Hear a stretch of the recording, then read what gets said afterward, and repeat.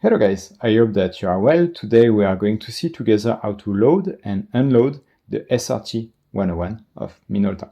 That's a very similar process to the SRT 102 and basically all the SRT camera, which are basically the same camera with some small difference in the function, but the loading process is exactly the same. So the first thing that we'll want to do is to turn the camera, put this one up and completely up, put your two fingers and it should open the door.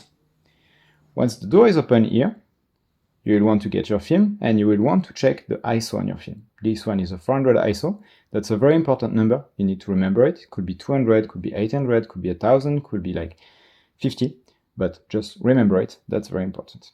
You will then put this one slightly up, put your film here and then down and close this one and your film is now locked in position.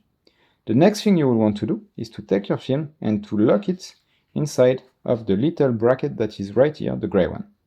Once this is done, you load it the first time and you shoot. You do it a second time and you shoot again. When you are here, you should see that the film is quite flush here. There is some tension, but not too much. That's exactly what we want to reach. We'll close the door, and the next thing that we are going to do is that we are going to set the ISO. So we saw that we were at 400, so you will put this up. There is a little ring, and that allows you actually to turn this outside ring and you will set it to where it should be. So in our case, at 400, which is the ISO of our film. The next thing that we want to do is to put our camera at 1 in terms of counter. So we do it one more time. We do it a second time. We are at 1.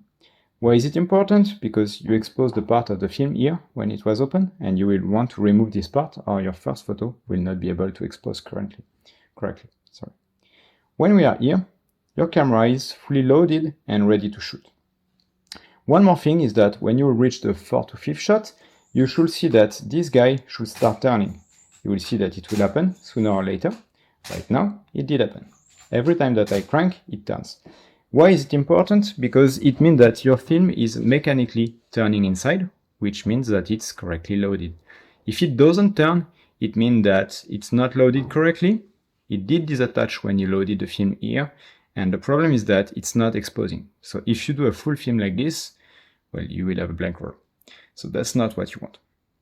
So when you reach the 4th to 5th shot, make sure that it starts turning. If it doesn't turn at the 4th to 5th, keep shooting, look until the 10th. And if at the 10th it's not turning, it means that there is a problem. It's possible that it goes a bit further than the 4th or 5th without turning because basically the film is rolled inside of the canister without a big pressure from the factory. So the first one are just going out without turning until it reaches the moment where it's tense and then it starts turning when you crank it. So until you reach this moment, it's working, the film is going, but there is no pressure yet.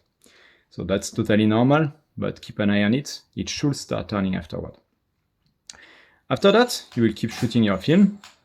So every time that you shoot a photo, the counter should go up, which will tell you like how many photos did you take with this film. And each film could be like 24 to 36 exposure. So you will know when you're at the end because you will see the number, but you will also feel it because there is one moment you will not be able to crank anymore. It means that you reached the physical limit of your film and do not push it further because that's not a problem with your camera, that's just you finish the film. If you force it, you will break your film.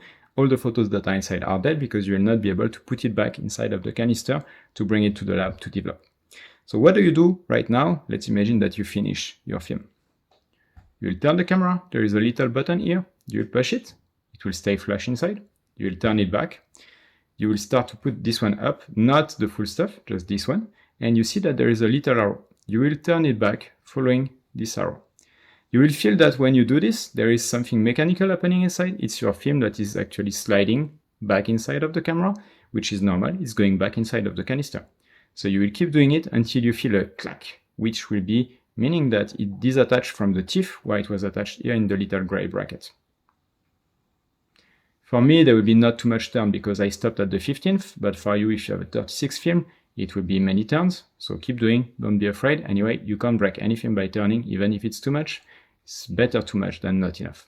So I can feel the resistance here, which means that it's actually at the teeth. And if I do it one more time, now it's removed, the teeth. When you reach this moment, do 2 to 4 times more for two reasons. First, if you didn't fill it correctly and that's not the end of your film. Well, if you do 2 to 4 times more turn, there is more chance that you will finish the film. And secondly, because when it disattaches, it's still here your film and you want it to go back completely inside of the canister so you can safely bring it back to the lab. On my case, I don't want it because that's my dummy film that I use to try all the cameras, so I want to be able to reuse it, so I don't mind if it gets slightly exposed. When you reach this point, you just put this one up to open the door again, you open it, and as you can see, we reach the moment I told you, where in my case there is still a little piece that is here, you did 2 to 4 times more turns, so it should be completely inside.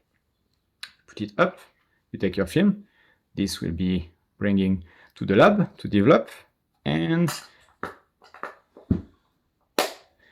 your camera is actually ready for its next run. You can just go back at the beginning of the video and check how to load your next film. So if this video was helpful to you, please give it a like, subscribe to the channel if you want more Minolta content, and see you on the next time in the next video.